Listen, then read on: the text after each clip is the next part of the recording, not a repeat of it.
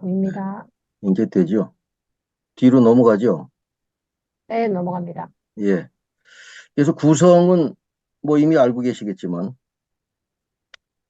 일단 처음에는 이 전쟁 자체에 대한 이야기를 하고, 특히 이제 원자폭탄이, 어, 뭐 우리가 이제 보통 그런 얘기를 많이 하잖아요. 뭐 이전과 이후로 나눌 수 있을 정도의 어떤 분기점이 되는 그런 사건이 사실은 이제 원자폭탄이 인류가 만들어내는 인공물 중에서 사실 가장 강력한 파괴력을 가진다고 할 수가 있겠고요. 이런 부분은 이제 그 자체, 인공물 자체가 가지는 영향력이 워낙 크기 때문에, 사실 우리가 살고 있는 시대가 거의 이 원자폭탄 이후의 시대에 여러 가지 특징들을 이제 공유하게 되는, 뭐, 그런 어떤 불안과 불확실성, 뭐 이런 것들이 사실 거기서부터 파생되는 측면이 매우 크고, 그 다음에 사실 우리 강의에서 이번 시즌의 강의에서 가장 중요한 부분이 이제 거대 과학에 대한 논의인데, 거대 과학은 이제 오늘도 얘기를 하겠지만, 과학의 연구 양식 또는 과학 지식이 만들어지는 방식, 그뿐 아니라 기술이 만들어지는 방식에서 이제 이전과는 상당히 다른 그런 양상을 띠기 때문에 이 거대 과학이라는 명칭이 붙게 됐는데요. 그 출발점도 사실은 이 맨해튼 프로젝트라고 하는 이제 거대 과학이었죠. 그래서 이 거대 과학의 여러 그 유형들을 좀 살펴보면서 휴먼 게놈 프로젝트까지 이 휴먼 게놈 프로젝트는 자세히 이야기하기는 좀 어렵고 이것만 가지고도 상당히 오랜 논의를 해야 되기 때문에 그래서 먼저 이제 그 전쟁 기간 동안에 있었던 또는 냉전 시기까지의 거대 과학이라고 한다면 이 맨해튼 프로젝트 그다음에 이제 컴퓨터를 만들어냈던 애니악 전자식 컴퓨터 만드는 과정이었죠. 그다음에 이제 아폴로 우주 개발에서 이 세 가지 사례를 좀 주로 살펴보고 그래서 이제 오늘은 주로 원자폭탄과 관계된 이야기를 좀 많이 할 거고, 그다음에 다음번에는 이 컴퓨터와 연관된 논의를 좀 많이 할 겁니다. 컴퓨터의 등장이 지금 뭐 오늘 우리나라뿐 아니라 우리 인공지능과 뭐 여러 가지 논의가 지금 빠질 수 없듯이 컴퓨터가 거의 우리들의 사고 자체가 그 속으로 들어가는. 그래서 냉전 시대부터 시작된 어떤 큰 특징이 냉전 자체가 컴퓨터와 불가분의 관계를 가지고 세계 자체가 다 컴퓨터로 들어갔다. 뭐 이런 식의 표현을 쓰기도 합니다. 그래서 그런 맥락에서 이제 좀 이 얘기를 아마 다음번에 조금 깊이 있게 해볼 생각을 하고요. 냉전 합리성이라는 개념도 이제 사실 컴퓨터와 상당히 불가분의 관계를 가집니다. 뭐 세이지 프로젝트라든가 등등해서 이제 컴퓨터로 모든 걸 계산해낼 수 있다라고 하는 어떤 그런 신념이 확장되는 그런 과정이었다고 볼 수가 있고. 그 다음에 이제 세 번째와 네 번째 주제는 그, 이러한 흐름에 대해서 어떤 그 과학에 대한 인식이 어떻게 변화됐는가. 그래서 이제 레이첼 카슨을 조금 깊이 있게 들여다보려고 생각을 하고 있죠. 레이첼 카슨의 침묵의 몸은 뭐 다 아시는 아주 유명한 명저인데, 그거 속에 들어있는 의미를 우리가 좀 다른 맥락에서 살펴보는 그래서 특히 2차 대기대전 이후에 이 자연에 대한 전쟁이라는 형태로 자연에 대한 태도가 변화하게 되는 과정을 좀 살펴보고 이제 마지막에 급진과학 운동이라고 해서 조금 생소할 겁니다. 선생님들한테는. 이 급진과학 운동은 이제 핵무기가 역시 그 출발점이었죠. 핵무기에 대한 반대를 주도했던 과학자들의 어떤 움직임에서 시작됐다고 할 수가 있습니다. 그래서 이제 핵무기를 더 이상 만들지 말자. 즉 핵 군비 확장을 하지 말자라는 그런 주장. 그다음에 이제 지상 핵실험 반대 뭐 등등 이런 과정에서 이제 많은 과학자들이 1950년대 후반부터 이제 아주 중요한 흐름들을 만들어냈고요. 그 이후에 60년대 이후에는 이제 또 새로운 흐름으로 2세대 급진과학 운동으로 뭐 주로 미국과 영국을 중심으로 해서 많은 과학자들이 이제 뭐 특히 사이언스 포더 피플 같은 그런 이제 약간 좀 좌파 경향의 이런 단체들이 많이 생기면서 과학에 대한 새로운 인식을 불러일으키는 데 중요한 역할을 했고, 이제 그런 흐름들은 지금까지도 사실 여러 과학기술 단체들이 어, 뭐 상당히 마이너하지만, 그래서 이런 흐름들을 살펴보는 의미는 어, 한편으로는 과학자들이 결코 손 놓고 있지 않았다. 그리고 이 과학의 어떤 그 분사화나 또는 거대화 또는 이제 상업화로 이어지는 이런 일련의 흐름들 속에서 과학자들이 나름대로 적극적인 목소리를 내려고 노력했고, 어떤 공공적 또는 공익적인 과학을 만들어내기 위한 그런 노력을 멈춘 적이 없었다. 뭐 이런 것들을 우리가 한번 살펴볼 필요가 있다고 하는 것이죠. 그래서 이제 뭐 시간이 된다면 그 이후에 나타났던 시티즌 사이언스, 시민과학의 어떤 흐름, 그래서 일반 시민들까지 참여하는 이런 이제 흐름들이 사실 계속 이어져 왔는데 그런 부분들을 한번 개괄하는 정도 생각을 하고 있습니다. 네, 그래서 오늘은 처음 첫 번째 주제죠. 두 차례의 그 전쟁과 과학 사이의 관계에 대한 논의를 이제 한번 살펴보기로 하겠습니다. 어, 오늘 이제 이 거대 과학에 대한 논의가 상당히 중심적인 논의가 될 거라고 말씀드렸는데, 그두 차례 전쟁이 가져온 이제 상당히 큰 변화가 이제 이 거대 과학이라고 합니다. 빅사이언스라고 합니다. 영어에서는. 뭐, 그, 요즘에는 일반적인 논의에서도 이제 거대 과학에 대한 얘기가 많이 나옵니다만. 그러니까 이 거대 과학은 한마디로 얘기하자면 그동안 과학이 이루어지던 과정하고는 상당히 다른 그런 이제 뭐, 예를 들면 뭐 그런 거죠. 우리가 과학이라고 한다면 되게 많은 사람들은 이제 아인슈타인을 떠올리고 또는 어떤 개별 과학자가 열심히 자기가 가지고 있는 어떤 물음 또는 자기가 그 스스로 제기했던 과제를 해결하기 위해서 뭐 그게 생물학적 과제가 될 수도 있고 뭐 이런 어떤 흐름으로 생각할지 모르지만 2차 세계대전 이후에 나타났던 이런 그 연구 방식은 이것과는 상당히 다른 말 그대로 규모가 엄청나게 커졌죠. 이 규모의 확대 자체도 의미가 있지만 더 중요한 것은 이제 과학의 연구의 주도권, 즉 이니셔티브가 과학자 개인에서 자본이나 국가와 같은 이런 조직으로 이제 이전되게 됐다는 것이죠. 특히 이제 최근에 와서는 뭐 국가도 국가지만 이 거대 자본이 과학 연구의 주도권에 이제 그 뭐 결국 핵심은 돈이니까 어, 누가 자본을 대느냐에서 이제 그 국가보다는 이제 소위 사적 부문에서 나오는 비용이 훨씬 크죠. 연구비가. 우리나라도 마찬가지. 그래서 이런 것들이 이제 연구의 주도권을 누가 가지느냐 굉장히 중요한 문제입니다. 그리고 이제 그런 과정에서 연구 자체가 중앙 집중화되고 관료화되는 그런 경향성.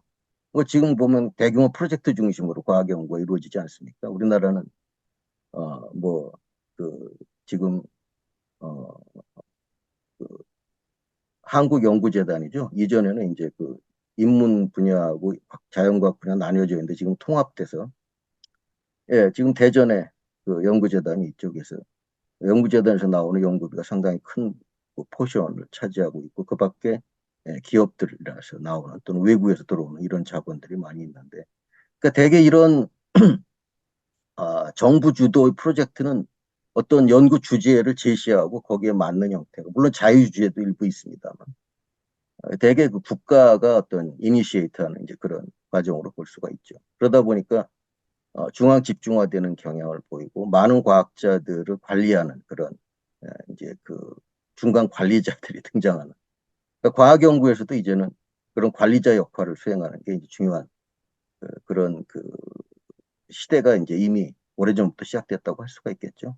황우석 사태 같은 경우도 사실은 바로 그런 영향의 하나의 어떤 부작용으로 볼 수가 있겠죠.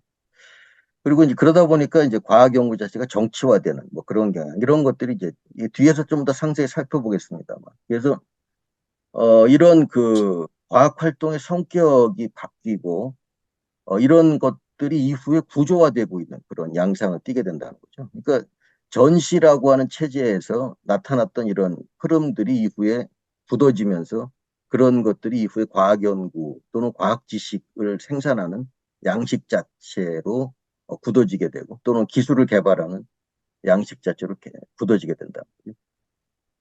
뭐 비단 과학 연구뿐만 아니라 기술 개발 또는 발명 같은 경우도 마찬가지. 과거의 어떤 독립 발명자들에 의해서 발명이 이루어지던 시대는 이미 오래전에 지나갔죠. 대개 미국이 이 20세기 초에 아주 기술적으로 큰 발전을 할 수 있었던 것이 바로 그 독립적인 발명가들의 역할이었다고 할 수 있겠죠. 우리가 잘 아는 뭐 에디슨이라든가 뭐 테슬라라든가 뭐 등등 많은 아주 유명한 그 발명가들이 많이 있었죠. 사실 그 발명이라고 하는 영역도 지금은 이제 그런 개인적인 영역이라기보다는 거의 그런 개인 발명가들이 스스로 그런 자기 유지를 해나가기 어려운 그런 상황이 돼 있기 때문에 지금은 대부분 다 물론 개인 발명가들의 소수는 아직도 남아있긴 하지만 그들이 기업과 연결되지 않고서는 활동할 수 없는 그런 상황이 되고 있죠. 그래서 과학을 둘러싼 상황이 굉장히 많이 변화가 되고 있다.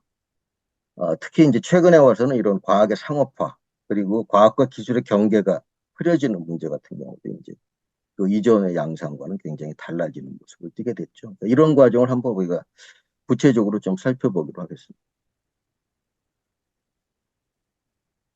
두 차례의 세계대전은 여러 가지 측면에서 이제 우리 그 사회에 큰 영향을 미치고 과학에 대한 인식에서도 아주 큰 변화를 초래하게 되는데 대개 1차 세계대전은 사실 조금 우리가 2차 세계대전의 충격이 워낙 컸기 때문에 그런지 1차 세계대전에 대해서는 사람들이 조금 관심이 덜한 측면이 있어요. 그래서 오늘은 제가 1차 세계대전 얘기를 조금 길게 할 예정인데 사실 1차 세계대전이 가져온 데미지도 굉장히 컸습니다. 특히 과학에 대한 인식에서 큰 전환을 가져오게 되는 데는 이 1차 세계대전 때부터 이미 시작됐다고 해서 대개 이제 양차 세계대전, 1차 세계대전과 간전기, 그 다음에 2차 세계대전, 이 과정을 이제 전체적으로 이 과학에 대한 그 인식에서 큰 변화가 가져왔다고 보는 건데,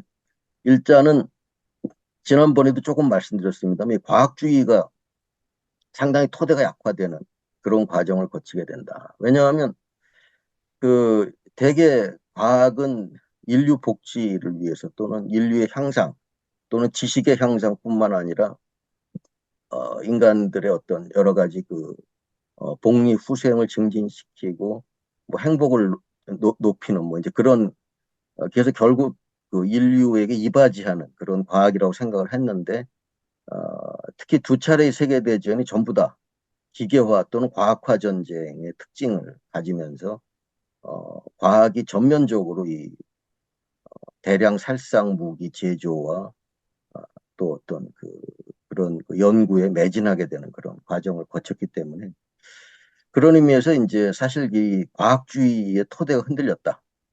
제가 전에도 말씀드렸지만 과학주의라고 한다면 이제 대개 과학기술이 인류를 어떤 보다 나은 항상 보다 나은 상태로 나아가게 이끌어 줄 것이다라는 그런 어떤 생각이죠. 그리고 또 하나는 과학이야말로 결국 인류가 직면하는 문제를 해결할 수 있는 가장 확실한 그런 수단이 될 것이다라는 그런 아주 강한 믿음입니다. 이거는 우리가 이미 앞에서 살펴봤던 계몽주의 시대, 즉 18세기, 19세기, 즉 17세기, 18세기의 어, 과학혁명이 이루어지고 난 이후에 뉴턴주의가 아주 강한 힘을 발휘하면서 이 계몽주의가 유럽 전역에 확산되는 과정에서 이제 어, 나타났던 어떤 상당히 중요한 신념체계죠.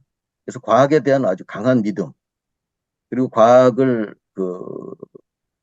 우리 인류의 이성의 가장 핵심적인 어떤 요소로 받아들이는 그런 이제 중요한 시점이 이제 계몽주의인데 그때 이후로 과학에 대한 신뢰, 과학에 대한 믿음은 매우 계속 강하게 유지되어 왔는데 결정적인 타격을 받은 게 이제 전쟁이었다고 말할 수가 있겠죠. 그래서 1차 세계대전이 벌어질 무렵만 하더라도 유럽 사람들은 상당히 자신감을 가지고 있었습니다.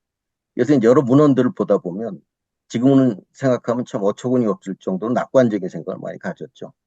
그러니까 자기들의 문명이 가장 유럽이 가장 우수한 또는 가장 우월한 문명이기 때문에 자기들의 이성에 대한 어떤 좀 상당한 터무니없을 정도의 그런 낙관적인 신뢰를 가졌기 때문에 전쟁을 하더라도 금방 끝날 것이다. 이런 생각을 많이 가지고 있었어요. 그렇지만 결과적으로는 1차 세계대전의 그 사상자 숫자가 그 이전에 수백 년 동안의 어떤 또는 뭐 수천 년 동안의 그 전쟁에서 입었던 그 인적 피해, 즉 사상자보다 훨씬 많은 뭐 가령 1,000만 명 이상이 죽은 걸로 지금 알려져 있죠. 2차 세계대전은 그런데 그거에 비하면 또 뭐 비교할 수 없을 정도의 사상자가 나왔죠. 사망자만 뭐 지금 정확한 추계가 안 됩니다만 일반적으로 한 5천만 명 죽었다고 생각을 하고 왜냐하면 러시아만 따져봐도 2천만 정도는 죽었다고 보통 평가가 되니까. 그러니까 이건 뭐 정말 가공할 일이죠. 근데 이런 일들이 벌어질 거라고는 처음에 아예 생각을 못 했다는 거죠. 더군다나 이 과학의 발달로 새로운 무기들이 많이 등장했다는 사실을 오히려 전쟁이 빨리 끝날 수 있는 어떤 그런 전쟁의 기간이 단축되는 그런 요소로 받아들였다는 거죠. 그래서 이것은 그 유럽 사람들이 가졌던 상당히 어떤 그 과도한 낙관주의와 이성이나 또는 과학에 대한 과도한 그런 신뢰가 오히려 그 잘못된 섣부른 전쟁으로 진입하는 데에 그런 그 빗장들을 다 풀어내는 그런 역할을 할 수밖에 없었던 그런 사건이었죠. 그래서 1차 세계대전이 사실 유럽 문명 자체에 대해서 또는 유럽 사람들이 그토록 자랑했던 자기들의 어떤 이성, 그 핵심적인 요소인 과학에 대한 인식에서 큰 변화를 가져오게 된 역할을 했다고 볼 수 있습니다. 예, 그래서 1차 세계대전은 기계화 전쟁이라고 보통 불리는데요. 우리가 보통 그레이트 워라는 그 명칭을 많이 보게 되죠. 그러니까 그때까지 이렇게 엄청난 전쟁이 없었기 때문에 그레이트 워라는 말을 쓰게 되는데 이건 사실 2차 세계대전 이후에는 잘 쓰지 않게 되죠. 왜냐하면 이제 더 이상 이 그레이트 워가 아니고 2차 세계대전은 그보다 훨씬 더 그레이트한 그런 전쟁이 됐기 때문에. 그래서 이 명칭은 뭐 지금도 많이 나오는데 어, 이 무색하게 됐습니다. 이런 명칭이. 대개 14년에서 18년 사이에 이제 벌어진 걸로 알고 있고요. 지금 우리가 알고 있는 그 전통적인 무기가 이때 거의 다 등장을 시작하죠. 그래서 기관총이 대표적 탱크도 등장을 했고, 그다음에 이제 오늘 얘기가 나오게 될 참호전, 그리고 이제 가장 1차 세계대전에 가장 끔찍한 기억을 불러일으키는 게 바로 이제 독가스였죠. 그래서 이런 그 과학기술의 산물들, 특히 물리학과 화학의 이런 산물들이 이제 거의 그대로 전쟁 무기화되는 어떤 이런 과정을 거쳤기 때문에 이 폰데어 골츠 남작 같은 전쟁 전문가, 전쟁 사가는 이제 이런 말을 했죠. 근대 과학과 기술에서 이루어진 모든 진보가 즉각 이런 그 혐오스러운 기술에 적용이 됐다. 근데 사실 이런 역사는 뭐 굳이 1차 세계대전뿐만 아니라 그 이전에도 새로운 기술적 진전이 무기 개발로 바로 직결되는 양상을 띈 것은 뭐 아르키메데스 시대까지 거슬러 올라가죠. 아르키메데스가 발명한 여러 가지 장치들이 대개 그 공성 무기, 즉 성을 파괴하는 데 사용되는 무기나 뭐 이런 데에 많이 쓰였다는 기록들이 이제 그 고대 기록에도 많이 나오지 않습니까? 근데 여기에서는 이제 과학기술이 그런 식의 어떤 부분적인 적용이 아니라 거의 전면적인 이 과학기술이 적용이 됐기 때문에 과학기술 자체가 아예 군사화되는 그런 양상을 띠게 되는 것이고요. 지금 우리는 뭐 과학기술이 군사화됐다는 부분에 대한 그 감수성이 굉장히 많이 떨어져 있는 상태죠. 그래서 뭐 인공지능이나 신경과학 같은 분야들이 군사적인 이용이 된다라는 것에 대해서 별반 저항감을 못 느끼는데 사실 이 과학기술이 이렇게 군사화되는 어떤 역사가 이제 1차 세계대전 때부터 전면적으로 시작이 됐다고 말할 수가 있습니다. 좀 구체적으로 살펴보면 야금술 같은 경우가 이제 금속을 다루는 기술이죠. 그다음에 이제 공작 기계가 발달하면서 이런 휴대용 화기들이 이제 굉장히 작아지고 대포의 성능이 향상되는. 그래서 이 발사 속도라든가 크기, 뭐 정확성 이런 부분이 크게 향상이 됩니다. 특히 그 보병들이 가지고 있는 소총의 경우에는 이제 그 선조가 새겨졌다고 하죠. 선조라는 건 이제 뭐 아마 총 쏴보신 분들은 다 알겠지만 오늘날 소총에는 전부 다 그 안에 강선이 감겨져 있죠. 그래서 그 총알이 회전하면서 돌아가기 때문에 굉장히 정확하게 또는 도달거리가 멀어지는 그런 경우고. 그다음에 예전에 사용됐던 그 전장식 앞에서 총구 앞에서 총알을 장전하는 이런 방식이 아니라 후장식 뒤에서 총알을 장전하는 방식이 되니까 연발총이라든가 기관총 같은 것들이 이제 가능하게 되고 뭐 이런 것들이 사실 다 1차 세계대전의 와중에 벌어진 일입니다. 그래서 이 유효 사거리가 뭐 과거 수백에서 뭐 수천 미터까지 늘어나는 뭐 이런 것들이 이때부터 이미 시작이 됐다고 할 수가 있고요. 그다음에 이제 기관총의 등장. 기관총은 사실 뭐 우리가 전쟁 영화 같은 데서 가장 많이 보지만 실제로 전선에서 가장 많은 사상자를 내는 무기는 기관총이죠. 이 기관총이 이때부터 이제 아주 본격적으로 개발이 되기 시작을 했고, 그 다음에 이제 화학의 역할도 아주 커집니다. 그래서 이런 그 질산염이 이제 공급이 대량으로 공급이 되면서 이른바 무연화약이 등장하게 되는데 지금 우리는 뭐 이 무연화약 다 무연화약이니까 별로 그 중요성을 인식하지 못하지만 아마 선생님들 그 옛날 전쟁 영화 보면 특히 그 미국 그 이 남북 전쟁 같은 거 그 기록 같은 거 보면은 이 잘 고증된 영화에서는 이 아주 연기가 엄청나게 나가지고 잘 눈앞이 잘 보이지 않는 이런 상황이 벌어지는 걸 볼 수가 있어요. 그러니까 사실 그때 이게 이제 굉장히 그 전쟁의 장애물로 많이 작용을 했죠. 그래서 포탄이 정확하게 떨어지는지 식별하기 어렵고 피하로 구분하기 어려운 이런 데 비해서 무연화약이 등장하면서 이제 시야가 확보되니까 더 정확하게 포탄을 발사하게 되는 그런 과정이 있었고 철도에 의해서 이제 뭐 수많은 병사들이 전장으로 이동하는 대개 1차 세계대전 때부터 보면 그 기차역에서 환송하는 모습이 많이 나옵니다.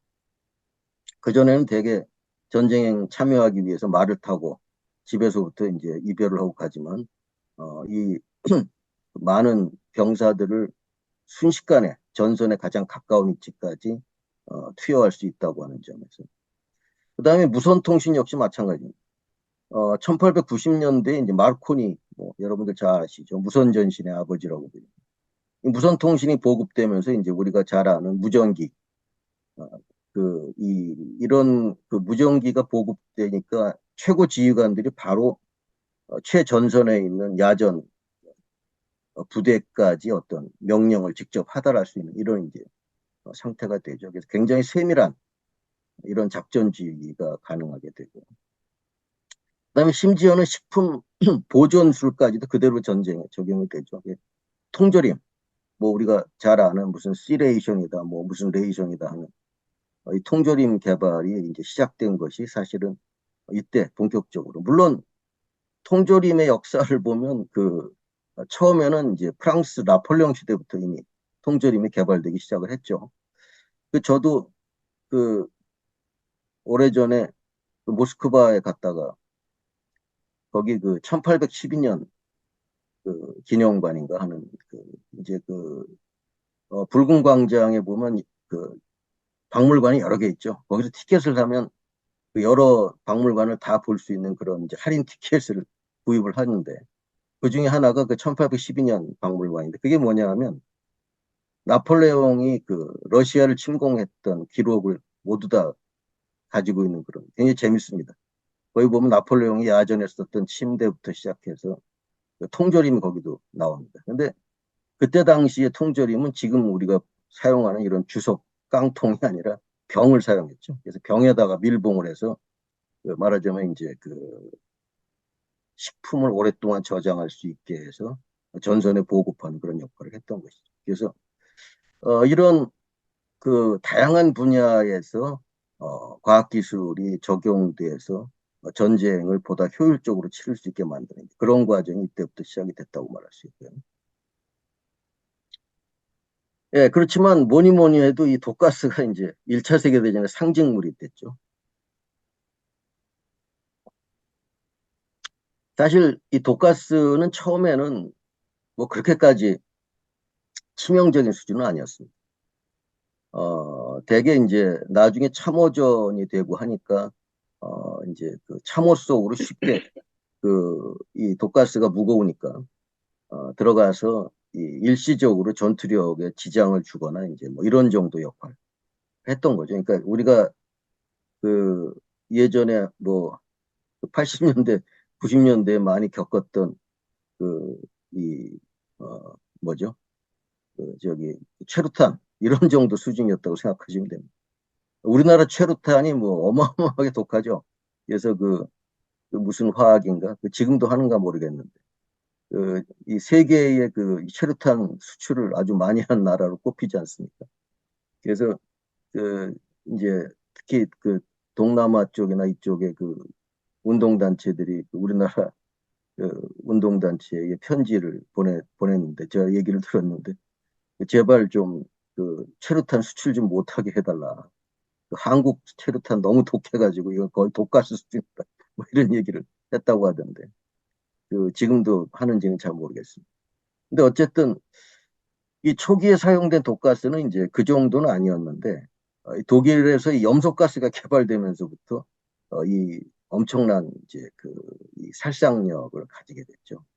어느 나라가 독가스를 먼저 썼냐 이거 가지고도 논쟁이 있는데, 일단 자기들이 그 발뺌을 하기 위해서, 근데 이제 뭐 독일이 먼저 썼다는 문헌도 있고 프랑스가 먼저 썼다는 문헌도 있는데, 프랑스가 먼저 썼다는 쪽으로 많이 기우는 것 같아요. 그래서 처음에 14년에 이제 독가스를 처음 사용했고, 그 다음에 독일이 이제 뭐 다 썼습니다. 독일, 영국 할 것 없이. 그래서 뭐 지금도 뭐 우크라이나 전쟁에서 뭐 독가스가 사용이 됐느니 아니니 해가지고 또 말이 많고 하지 않습니까? 그래서 그 당시는 이런 부분에 대한 이 규제 조항이 전혀 없었기 때문에 뭐 누가 먼저 많이 쓰느냐가 이제 관건이 달려 있고, 특히 염소가스가 나오면서부터 굉장히 아주 살상력이 높아지게 됐죠. 굉장히 좀 특히 점막 같은 데 작용을 하면서 그 다음에 이제 포스겐 가스 같은 거도 프랑스에서 개발이 됐는데, 이거는 2012년에 여수에서 누출돼가지고 이제 문제가 됐던 그런 가스였죠.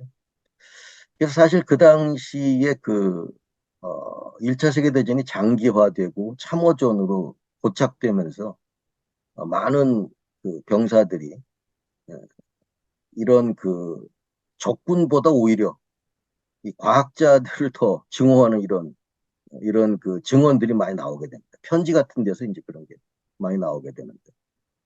그래서 이 비열한 화학자들의 발명품, 이게 바로 이제 독가스죠.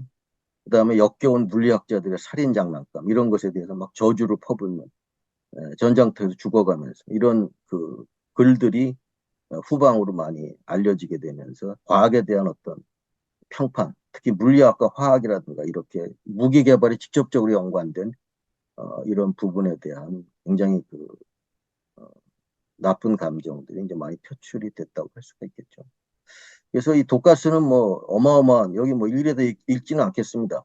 이프르 전투 같은 경우가 이제 대표적인 아주 치열했던 전투죠. 사실 전혀 무익한 전투였습니다. 그 뻘밭에서, 진흙탕에서 뭐 불과 몇 킬로미터 놔두고 왔다 갔다 하면서 거기서 수많은 사람들이 죽어가는, 베르댕 요새 같은 경우는 뭐 사실 얼마 되지도 않는 야트막한 언덕인데, 전략 전술상으로는 굉장히 우월한 지위를 차지하는 그런 장소이기 때문에 이걸 차지하려고 서로 사망자만 42만 명이 나왔습니다. 어마어마하죠. 그러니까 이런 것들이 이제 이게 여기 그때 나왔던 애칭화, 이게 이 유명한 이 돌격대, 나치 친위대들의 돌격이라고 하는 애칭화에서 이제 나타나는 모습이 완전히 무슨 우주인들 같은 모습을 하고 있죠. 예, 참호전의 양상이 또한 이 병사들을 무기력하게 하고 전쟁에 대한 공포와, 그다음에 이 전쟁에서 사용되는 여러 가지 이런 무기들에 대한 그런 어떤 증오감 같은 것을 부추기는 역할을 많이 합니다. 참호전을 잘 보여주는 영화는 뭐 얼마 전에 개봉했던 1917. 1917 저도 그때 코로나 때 봤는데 그 굉장히 고증이 잘 됐어요. 그래서 영화 내용도 물론 좋아서 뭐 굉장히 상을 많이 받았지만 그 당시 참호의 모습을 거의 비슷하게 재현해냈다. 물론 여기서는 그 정도까지 이 밑에 있는 실제 사진만큼 그런 참혹한 모습은 보이지 않았지만 여기서도 그런 참호전의 양상을 잘 보여주죠. 그러니까 이제 이 참호전은 특히 여기 전투에 참여했던 많은 지식인이라든가 이런 그 사람들에게 말하자면 이제 그 현대 문명, 서구 문명의 어떤 그에 대한 인식을 새롭게 하는데 그런 그 결정적인 역할을 했던 게 참호전인데 거의 인간으로서 이 존엄성이 다 사라지기 때문에 그렇죠. 뭐 땅 조금만 파면은 물이 나오니까. 그러니까 이제 대개 뭐 참호족이라고 해서 또 거기에서 걸리는 여러 가지 피부병이라든가 이런 질환으로 인해서 뭐 다리를 절단하는 사람들, 동상에 걸려서 뭐 등등. 그다음에 뭐 여기저기 사체들이 널려 있어도 그걸 치울 여력조차 없다 보니까 이게 거의 뭐 지옥에 가까운. 그다음에 이제 이 쉘 쇼크라고 하는 게 굉장히 인간을 무기력하게 만들었다고 합니다. 쉘 쇼크는 뭐냐면 포탄 충격인데 포탄이 옆에 떨어지면 거의 정신을 못 차리죠. 이 밴드 오브 브라더스라는 전쟁 영화 혹시 보신 분들 계신지 모르겠는데 이 밴드 오브 브라더스가 6부작인가 7부작인가 아주 유명한 이 전쟁 영화죠. 2차 세계대전. 2차 세계대전 당시에 그 쉘 쇼크를 아주 잘 보여주는 대목들이 여기저기서 많이 나옵니다. 이 밴드 오브 브라더스는 제가 아주 재밌게 봤던 전쟁 영화 중에 하나인데 그 이유 중에 하나는 어, 병사들의 관점에서 전쟁을 봤어요. 그러니까 지휘관의 관점이 아니라 일반 말단 그 사병들과 그 중대장 사이의 어떤 이런 과정, 그다음 적들과의 뭐 전쟁에 대한 어떤 혐오감, 뭐 이런 것들이 다 거기서 상당히 잘 표출된 그런 영화예요. 그래서 이 포탄 쇼크뿐 아니라 이제 참호에서 대기를 하게 되면 결국은 포탄이 어디로 떨어질지 모르니까 피할 방법이 없죠. 그러니까 이제 아주 오래된 고참 병사들은 포탄의 소리를 듣고 그게 자기 참으로 떨어지는지 아니면 다른 데로 가는지를 중간에 낼 수가 있는데 대개 이제 그 막 전입한 신병들은 그런 능력이 없다 보니까 무기력함을 느끼는 거죠.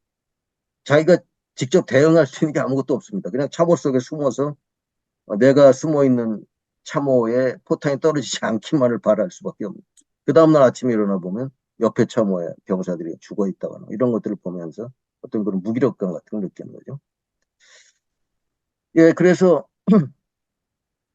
사실 1차 세계대전, 그 다음에 2차 세계대전 등등 많은 지식인들, 서양의 지식인들이 전쟁에 참여를 했는데요. 또 특히 스페인 전쟁 같은 경우는 많은 좌파 지식인들이 그 자원 입대를 해서 이 프랑코에 맞서서 이제 그 말하자면 민주주의를 지키겠다는 어떤 일념하에 이제 그 전선에 나가기도 했고 뭐 해밍웨이도 뭐 전선에 참석을 했었죠. 근데 1차 세계대전에 참여했던 많은 지식인들 같은 경우 이제 여러 가지 저작을 통해서 그래서 이제 그 거기에서 나온 책이 이 참호에 갇힌 1차 세계대전이라는 책이 있던데 굉장히 재밌게 봤습니다.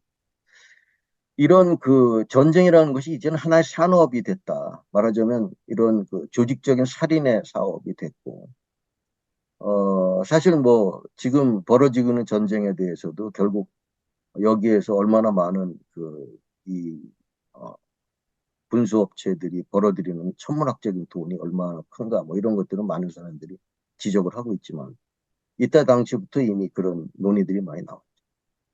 그래서 이런 어, 과학 연구가 결국은 대량 살상 무기를 개발하는 연구로 계속 전용되는 모습에 대해서 이제 근본적인 회의를 이때 제기를 했었고, 그 다음에 아까도 잠깐 얘기했지만, 유럽이 가졌던 위상이 이제 추락을 하는 그런 계기가 됐습니다. 그래서 150여 년 동안 서구를 지배해왔던 그런 진보에 대한 믿음 같은 것들이 굉장히 추락을 하게 되는 거죠. 그래서 그 이후에 철학사조라든가 이런 데서도 이제 굉장히 많은 다른 경향들이 나타나게 되고 상당히 염세적인 흐름들이 나타나기도 하고 했던 것들이 과연 서구의 어떤 이성이라는 것이 앞으로 어, 작용할 수 있는가? 또 진보라는 것이 존재하는가?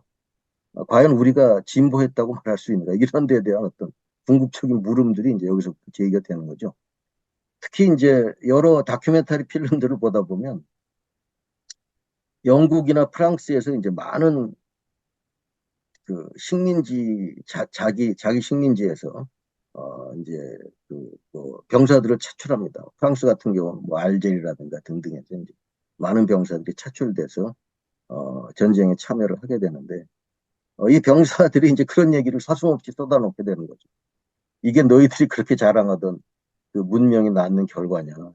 결국 이런 것이 결국 너희들이 그렇게 자랑했던 과학이 가져온 결과냐라는 이런. 그래서 사실 이런 서구의 이성과 진보라고 하는 이념이 추락했다는 측면에서, 이 유럽이 예, 몰락하는 이런 그 과정에서 그리고 새로운 신흥 강대국으로 미국이 부상하게 되는 이런 과정이 단순히 그 유럽이 두 차례의 대전에서 크게 파괴되고 뭐 특히 런던 같은 경우는 뭐 엄청난 손실을 입게 되지만 그런 것만이 아니라 이런 이념에서도 서구가 가졌던 진보에 대한 이념 또는 과학에 대한 믿음 또는 자기 자신의 어떤 문명의 우월성에 대한 신념 이런 부분들이 굉장히 크게 흔들리게 됐다라고 하는 측면에서 이후에 과학에 대한 인식이 변화되는 데 있어서 큰 어떤 그 이제 하나의 그 출발점이 계기됐다고 말할 수 있습니다. 예, 그 다음에 이제 2차 세계대전인데요. 제가 1차 세계대전에 대해서는 우리가 많은 논의를 한 적이 없기 때문에 일부러 조금 길게 얘기를 했었고요. 2차 세계대전은 핵심만 추려서 보자면 이제 과학기술의 전면적 동원이죠. 과학전쟁이라고 불리는 그 2차 세계대전은 그야말로 과학전쟁의 어떤 면모를 띠게 되는데 실제로 국가에 의해서 과학기술이 굉장히 조직적이고 체계적으로 동원되는 어떤 양상을 띠게 됩니다. 굉장히 중요한 특징이고요. 이것이 이후에 구조화되죠. 그래서 이제 아까 제가 얘기했던 거대 과학이라는 것이 탄생하는 것은 이런 전쟁 당시의 관행, 전쟁 당시에 나타났던 여러 가지 그 새로운 특성들이 전쟁이 승리를 가져오는데 연합군이 승리하는데 결정적인 역할을 과학이 했다라는 평가가 과학기술이 중요한 역할을 했다라는 식으로 평가가 되면서 그런 것들이 계속 전쟁 이후까지 이어지게 되고 냉전 이후까지 계속 연속적이 됐다라는 이제 그런 맥락에서 이게 구조화라는 부분이 있다고 말할 수 있습니다. 어, 이 미국의 경우에는 이 과학연구개발국 그 OSRD라고 하는 이 기구가 1941년에 생겨났고요. 독일의 경우에도 독일 연구위원회가 만들어졌죠. 그래서 이런 그 과학 기구들이 말하자면 이제 전쟁을 위해서 과학 연구를 종합적으로 또는 체계적으로 동원하기 위한 그런 어떤 그 조직이라고 말할 수 있겠죠. 그래서 이제 많은 학자들이 이런 표현을 씁니다. 이 과학 연구를 관장하는 총사령관이 이제 이런 정부 기구가 됐다. 이거는 그 이전까지는 찾아볼 수 없었던 그런 역할이죠. 그래서 일종의 어떤 구조적 지배, 정부가 과학을 구조적으로 지배하게 됐다는 거죠. 왜? 전시하라고 하는 특수성 때문에 이제 과학자들이나 기술자들을 징발할 수 있습니다. 그래서 이제 특히 2차 세계대전은 어, 좋은 전쟁이라고 하는 이미지가 굉장히 강하죠. 밴드 오브 브라더스라고 하는 영화에서도 보면 이 미국의 이제 41년에 진주만 사태 이후에 미국이 이제 참전을 결정하면서 그 이전엔 중립화 또는 고립 정책을 많이 썼지 않습니까? 그러다가 더 이상 이제 그 전쟁에 참여하지 않을 수 없게 됐죠.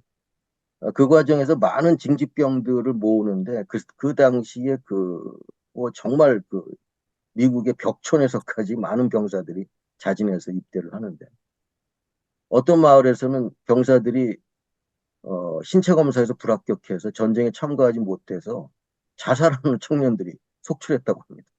다들 전쟁에 나가는데 나만. 몸에 이상이 있어 못 나간다. 아마 이런 소재는 영화에서도 제가 본 적이 있는데 어떤 영화인지 지금 이름은 기억이 나지 않습니다. 그러니까 그만큼 어떤 이런 전쟁이 그 당시 청년들에게 있어서는 굉장히 어떤 그 중요한 자기들의 그 역할, 거기에 대한 사명감 같은 것들이 직결되는 그런 과정이었다고 말할 수 있겠죠. 그렇지만 이제 정말 2차 세계대전이 그러면 좋은 전쟁이었느냐?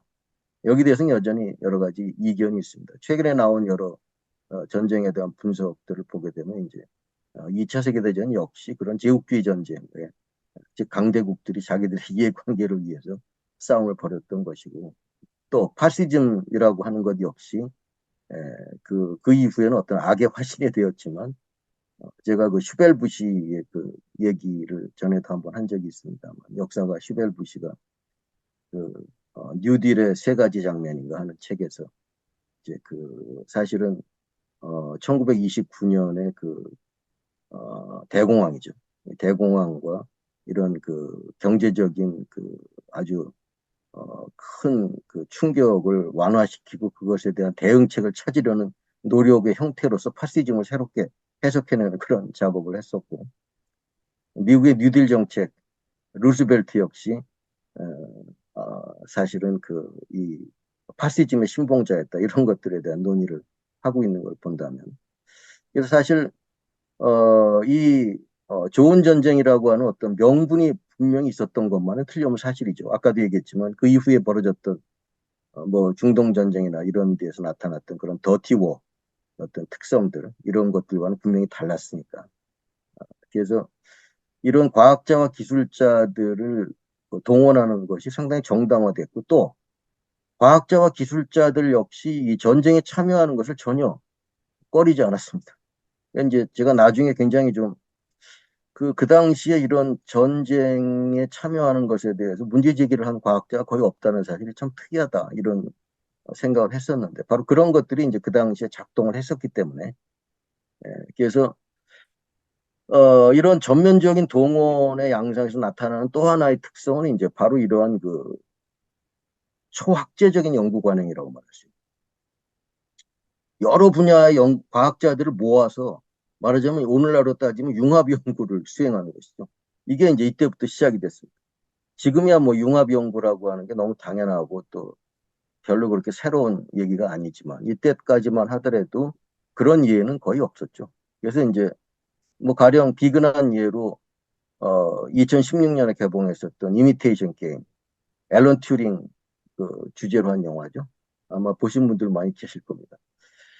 이 영화에서 보면은 이제 앨런 튜링 수학자죠. 이 사람이 암호 해독을 위해서 정부로부터 부름을 받아서 거기 도착했더니 거기에 많은 학자들이 모여 있는데 저마다 분야가 다릅니다.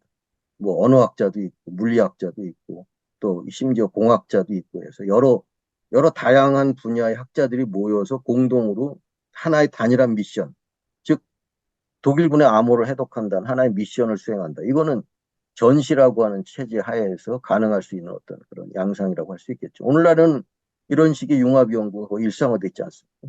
그러니까 이런 그 초학제적인 연구 관행 같은 것이 사실 이것도 역시 이런 전쟁의 와중에서 벌어졌던 그런 과정이었다고 말할 수가 있죠. 그래서 이 과학기술이 거대화되고 그리고 이 군사화와 결합되는 양상 이런 것들의 특징이 이제 그 거대과학, 빅사이언스의 중요한 특징이라고 말할 수 있고요. 아까도 잠깐 말씀드렸지만.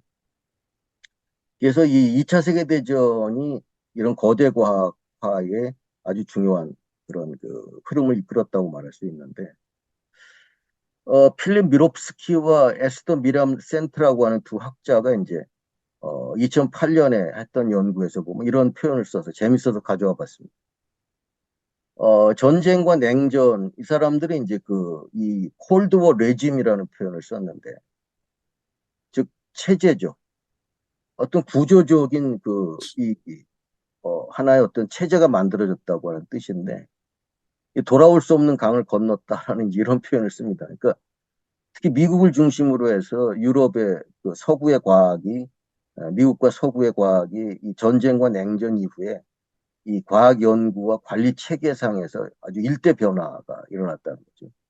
이것이 이제 말하자면 그 새롭게 등장한 과학 연구의 양식이라고 말할 수 있는데, 일단은 과학 기술 자체가 거대화되고 있는 측면도 빼놓을 수 없습니다. 사실 이 20세기 초부터, 그러니까 즉 2차 세계대전 이전인 20세기 초부터 이러한 과학기술의 거대화는 이미 시작이 됐다고 말할 수 있는데,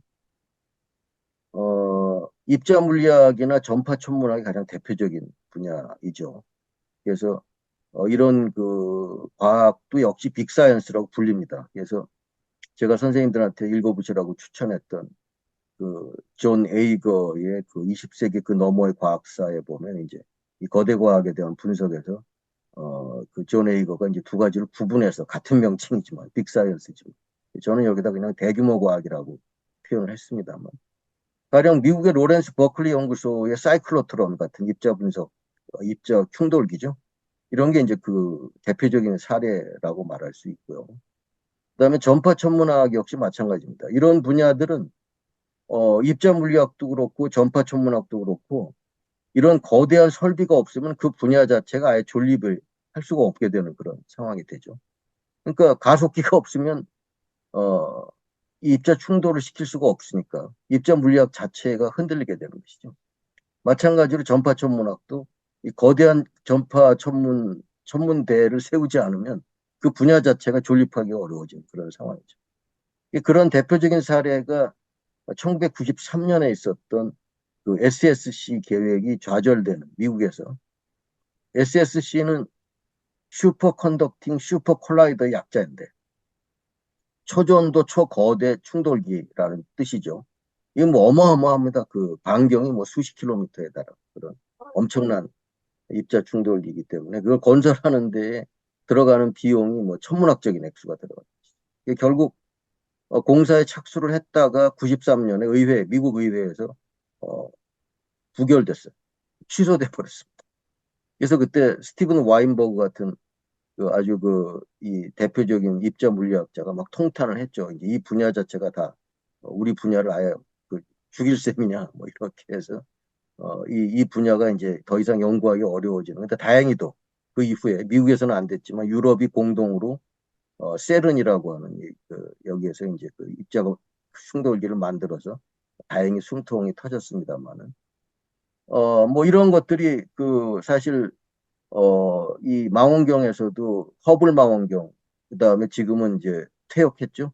그리고 이제 제임스 웹이라고 해서 최근에 새로운 그 전파 망원경이 우주 공간에 그 지구상에서는 이제 공기 때문에 굴절이 이루어져서 상세한 해상도를 얻을 수 없으니까 대개 이제 그 우주 공간에 띄어서 진공 상태 또는 진공에 거의 준하는 상태에서 관찰을 함으로써 또 높은 해상력을 얻어내는 이런 것들이 뭐 이 시설 자체 하나에만 매달리는 사람들이 어마어마하게 많은 사람들이 나타나게 되는 거죠.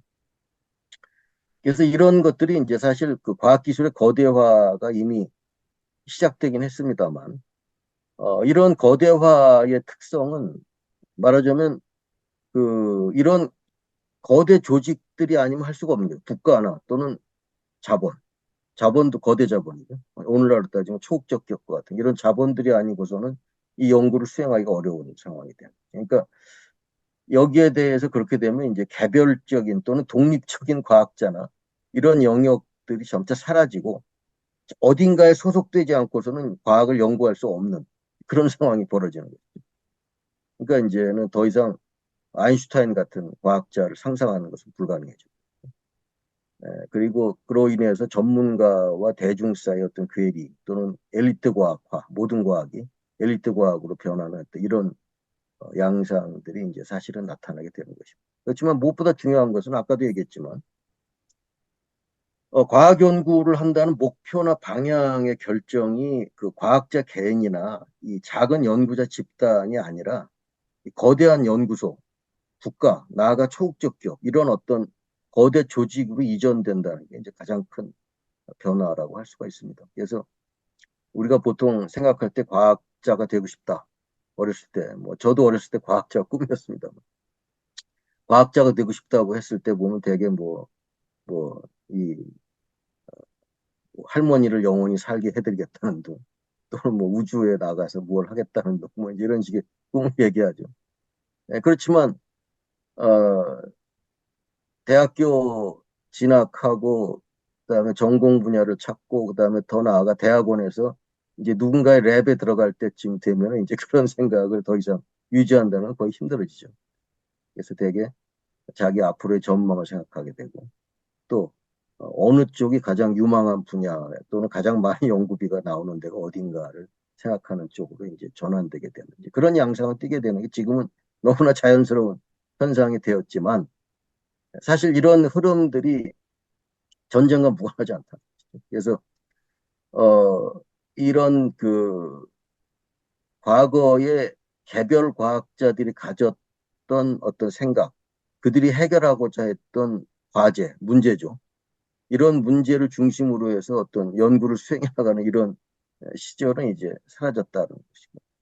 결국은 국가가 선도하는 뭐 우리나라도 계속 뭐 미래를 가져올 뭐 몇 가지 선도 분야들을 제시하고 그쪽으로 유도하지 않습니까? 뭐 지금은 인공지능이 대세지만 이런 쪽으로 나아가게 왜 인공지능을 연구해야 되는가라는 생각조차 할 겨를이 없이 그냥 그쪽으로 떠밀려가는 거죠.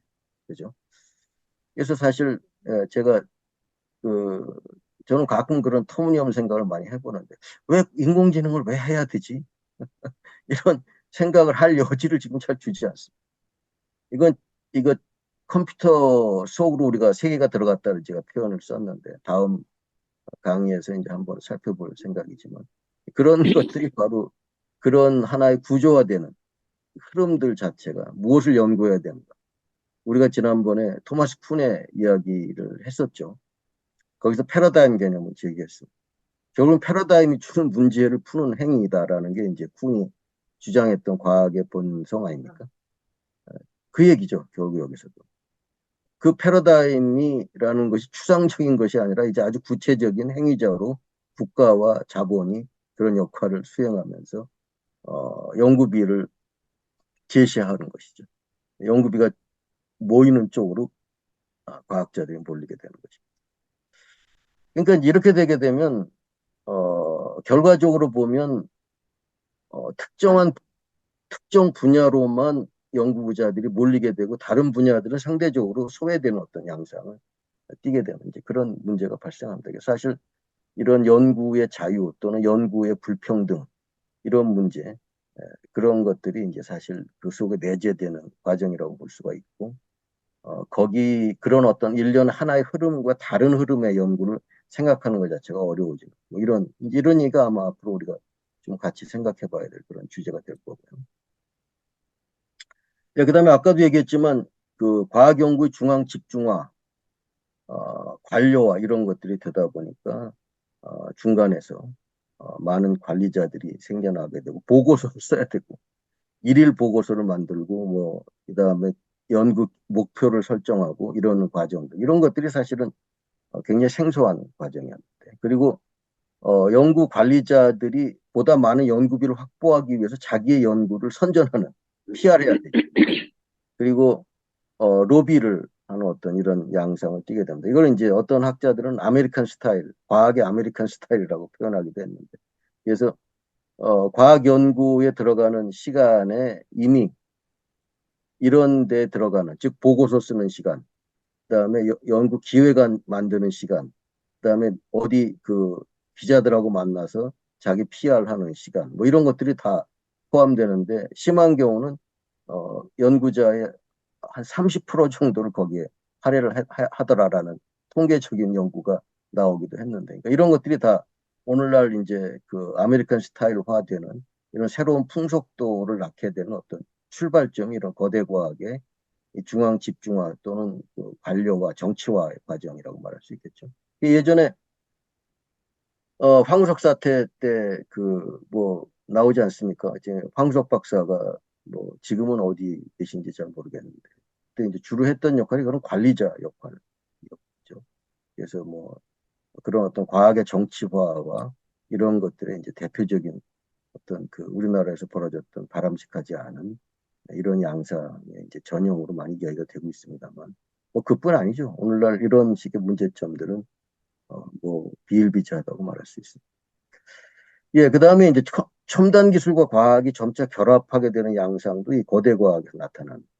특히 2차 세계대전의 과정에서 어, 등장했던 컴퓨터가 아주 중요한 역할을 하게 되는데, 이야기는 이제 다음 시간 하게 되겠지만, 사실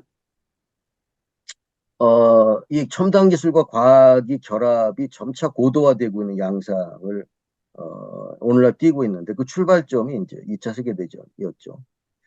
그래서 음, 그 이전에는 대부분 그 사실 그 기술들이 독자적으로 독립적으로 발견되는 경우도 많이 있었고, 우리가 이제 뭐 산업혁명에서 특히 증기기관이라든가 이런 것들이 대표적인 사례였고, 오히려 그런 증기기관이 먼저 나오고 나서 나중에 그 증기기관을 설명하는 연력학 법칙이 등장하게 됐다. 이런 건 유명한 사례 아닙니까? 근데 이제 그 이제는 이런 그 컴퓨터 기술 없이는 연구를 수행한다는 것이 거의 힘들어지다시피 한 그런 어, 양상을 띠게 돼서 이제 우리가 마지막쯤에 살펴보게 될 인간 유전 체계 휴먼 게놈 프로젝트 같은 경우도 사실은 그 이 시퀀싱 머신이라고 해서 염기 서열을 분석하는 기계가 도입되면서 엄청나게 빠른 속도로 이 염기 서열이 분석에 대해서 원래 2005년에 완성 예정이었지만 2003년에 미리 그 이제 그 당겨서 이 목표 시한을 당겨서 완성될 수 있었던 것도 이제 그런 영역이라고 할 수가 있겠죠. 그리고 이제 아까도 잠깐 얘기했지만 이런 초학제적 인터디시플리너리한 어떤 연구 관행들이 이때 이제 그 정착을 하기 시작을 했다. 이때는 당장 긴급한 어떤 임무를 수행하기 위해서 아까 얘기했던 뭐 독일군의 암호 그 이 애니그마라고 하는 엄청난 암호 체계를 해독하지 않으면 지금 엄청난 그 연합군 병사들이 죽어나가기 때문에 이걸 해독해야 되는 어떤 아주 시급성, 긴급성. 그다음에 뭐 원자폭탄을 개발 좀 이따 얘기하겠지만 이런 것들이 다 아주 시급한 목표를 위해서 많은 과학자들이 연합을 해서 공동 연구를 수행을 하는 거 강제적으로 이루어진 거죠. 이런 것들이 그 이후에 이제 하나의 그 관행으로 굳어지면서 오늘날에는 뭐 인공지능이라든가 생명공학이다 뭐 뭐다 해서 거의 모든 분야에서 이러한 융합적인 접근들이 이루어지게 되는 이게 다 거대 과학의 어떤 양상이라고 말할 수 있습니다. 예, 그럼 이제 그 하나의 사례로 이 맨해튼 프로젝트 얘기를 조금 해보기로 하죠. 맨해튼 프로젝트는 뭐 최근에 오펜하이머 영화에서 하도 그 이 유명해져서 굉장히 그 잘 만들어진 영화입니다. 오펜하이머.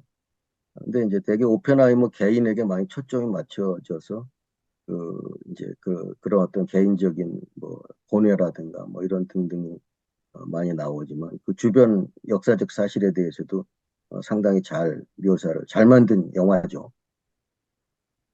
1942년부터 46년까지 굉장히 짧은 기간이죠.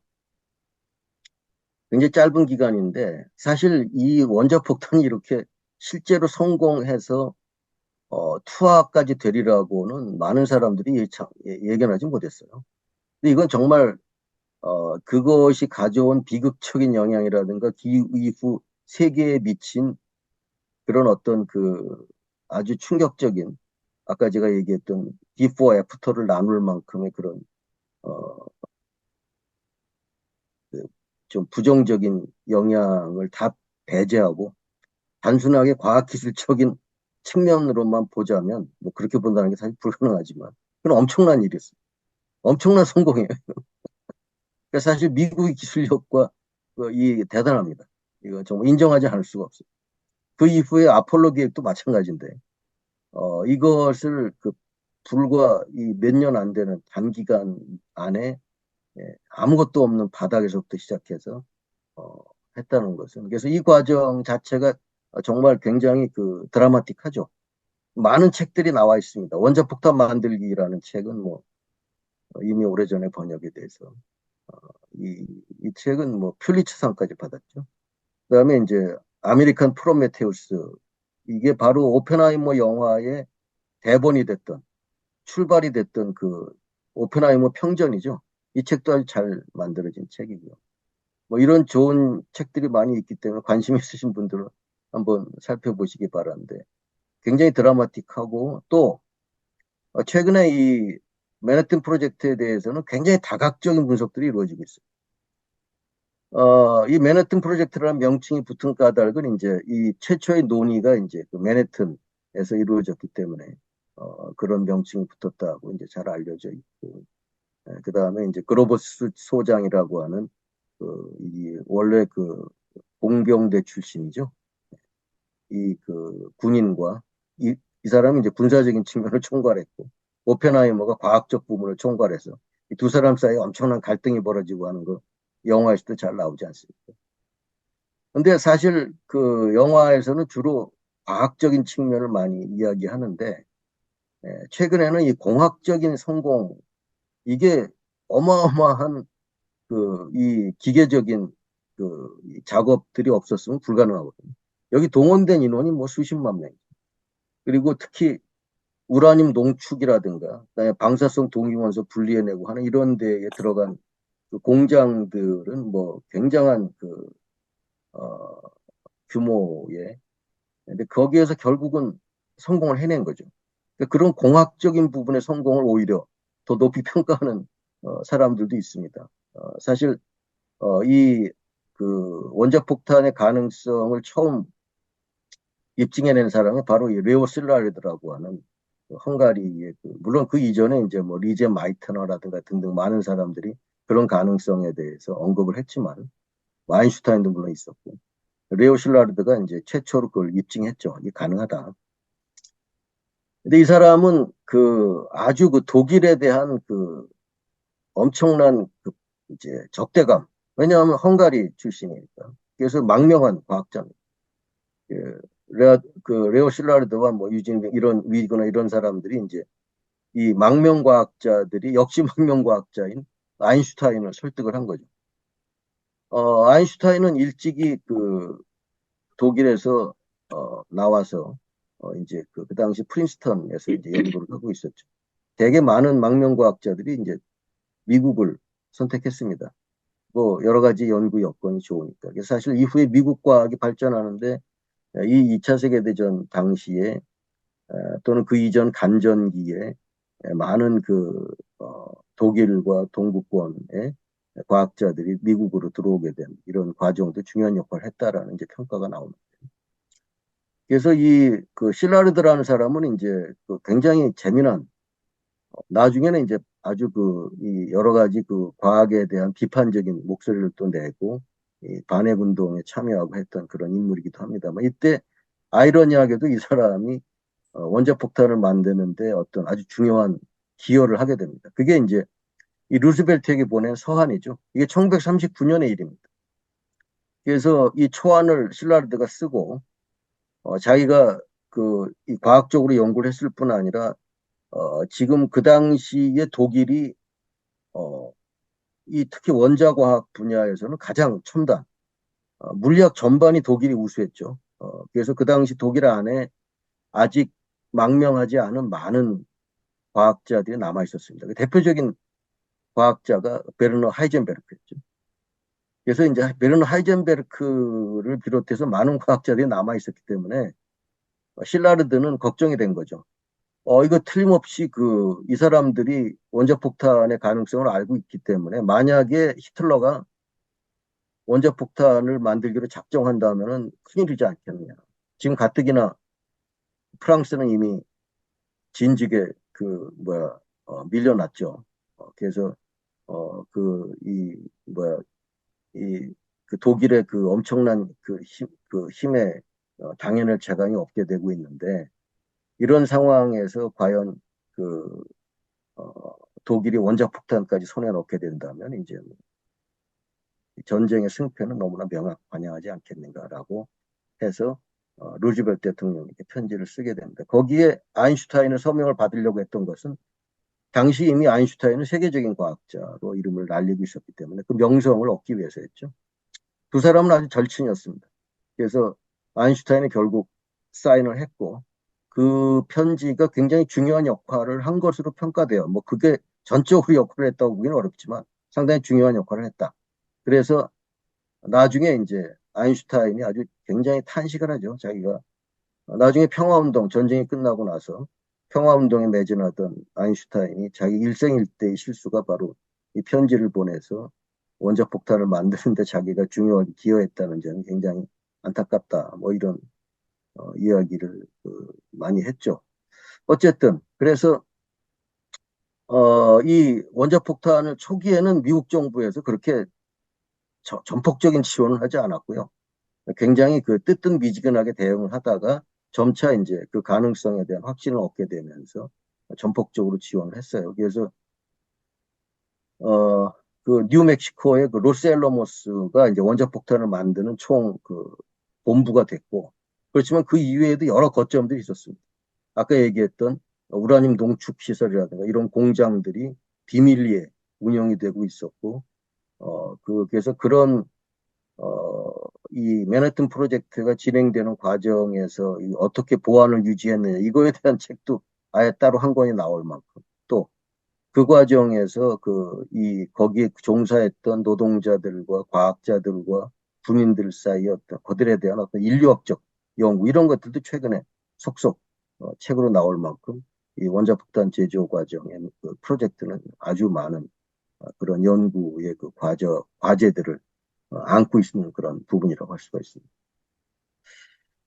음, 또 작품들도 뭐 굉장히 많이 나왔죠. 이 보어와 하이젠베르크 논쟁은 아주 잠깐 이 닐스 보어와 하이젠베르크가 만난 적이 있어요. 전쟁 과정에서. 그래서 하이젠베르크는 독일을 떠나지 않았고요. 그것 때문에 이제 나치에게 복무했다는 측면에서 굉장히 많은 비판을 받기도 했는데 독일이 원자폭탄을 개발하지 못한 이유에 대해서 이제 하이젠베르크는 자기가 그 부분을 이제 억제시켰다라는 주장을 하는데 그것에 대한 논쟁은 뭐 아직도 논란이 많이 있습니다만 사실은 그것보다는 히틀러가 그 당시 원자폭탄보다는 우리가 나중에 보게 될 V2 로켓 여러분들 뭐 다 아시죠? 그 런던을 쑥대밭으로 만들었던 근데 전쟁 말기에 완성이 돼서 전쟁의 향방을 좌우할 만큼의 어떤 영향력을 발휘하지는 못했지만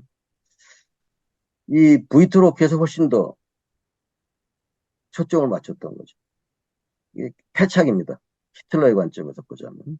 그래서 이 V2 로켓에 너무 많은 그 자금과 지원, 그 병력과 이것을 지원해서 이 V2 로켓의 영향력을 너무 과대평가를 하게 되는데 결과적으로는 그 V2 로켓이 최초의 말하자면 그 탄도탄 아닙니까? 그래서 이후에 이제 우주 시대를 여는데 아주 중요한 기여를 하게 됐지만, 그래서 보어와 하이젠베르크 논쟁의 과정은 그 연극으로도 만들어졌어요. 그래서 우리나라에서도 뭐 과학 연극으로 상영이 되기도 하고 하는 뭐 그런 아주 굉장히 많은 주제들을 가지고 있었죠. 그래서 어쨌든 아까 말씀드렸지만 이 짧은 시간 동안에 실제로 원자폭탄을 만드는데 성공을 해서 트리니티에서 처음 실험을 하게 되고, 그 다음에 그 이후에 실전에 사용을 해서 전쟁 막바지에 일본에 투하까지 하게 된 이 과정은 정말 아무도 그 성공을 미리 예측할 수 없었던 그런 과정이었다고 할 수가 있습니다. 거기서 또 숱한 논쟁이 벌어지죠. 과연 원자폭탄을 진짜 투여할 만큼의 그런 그 이유가 있었는가에 대한 건 지금도 역시 역사학자들 사이에서 많은 논쟁이 벌어집니다. 왜냐하면 이미 일본이 거의 뭐 패배가 자명했기 때문에 다만 이제 일본 본토의 진격을 할 경우 미군의 막대한 손실이 인명피해죠. 예상된다. 특히 전쟁 막바지에 오키나와 전투에서 미군이 굉장히 많이 희생되지 않습니까? 거기서 이제 미군이 겁을 먹은 거죠. 더 이상 더 많은 희생자를 낼 경우 정치적으로 너무 부담이 되니까 뭐 저런 여러 가지 이유가 있었고 또 전쟁 이후에 이제 당시는 연합군이었지만 소련과 적이 될 것이 뻔한데 거기에 대한 어떤 확실한 억지력을 보여줄 필요가 있다.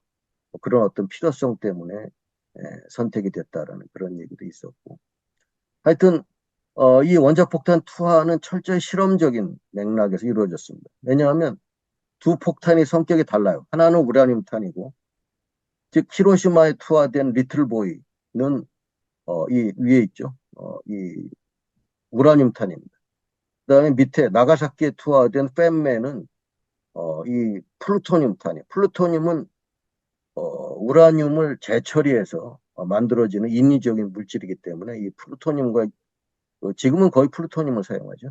그래서 지금도 이제 원자력 발전소에서 나오는 부산물로 거기에서 이제 재처리를 거쳐서 플루토늄을 얻기 때문에 IAEA 같은 단체가 그 원자력 발전을 철저히 감시하고 하는 것도 바로 그것이고, 북한이 핵무기를 얻기 위해서 일부러 원자력 발전을 해서 지금 상당히 많은 숫자의 핵무기를 확보하고 있는 걸로 알려져 있는데, 그렇게 된 것도 바로 그래서 원자력 발전과 원자폭탄은 뗄래야 뗄 수 없는 그런 또 긴밀한 연관성을 가지게 됩니다. 이 주제도 나중에 우리가 좀 더 살펴볼 텐데, 그러니까 철저하게 이 원자폭탄은 실험을 하기 위해서, 즉 두 종류의 그 폭탄을 각기 다른 그 방식으로 만들어서 실험을 했던 것이고요. 그 다음에 투하 예정지에 대한 관리도 철저했던 걸로 알려져 있죠. 원래 히로시마는 굉장히 군사적인 요충지였습니다. 그럼에도 불구하고 미군이 전쟁 막바지에 B-29를 이용해서 일본 전토를 거의 다 벌집을 만들었는데, 이 히로시마와 나가사키 등등 몇몇 후보지들은 전혀 폭격을 하지 않았어요.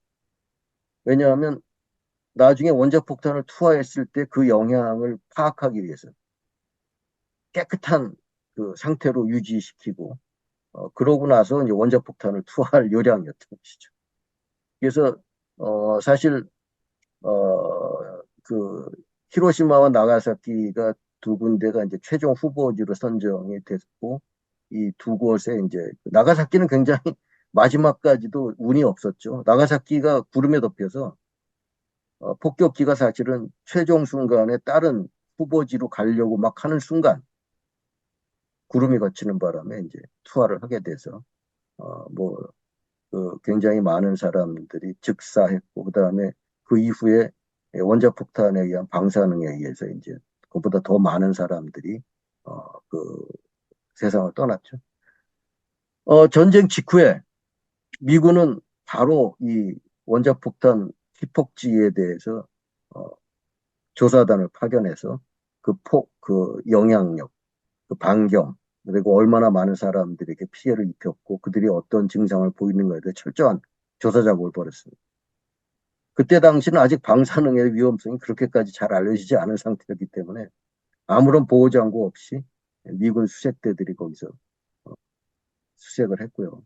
그 과정에서 많은 피폭이 이루어진 걸로 알려져 있죠. 어쨌든 이런 과정에서 이제 이 원자폭탄이라는 것이 등장했다는 것은 뭐 엄청난 이후의 세계에 영향을 끼쳤다고 할 수 있는데, 그래서 이제 원자폭탄 얘기가 참 우리가 굉장히 많이 들었지만 또 강조하지 않을 수 없는 것이 바로 그런 측면이 있습니다. 네이버 검색창에 인문공간 세종을 검색하세요.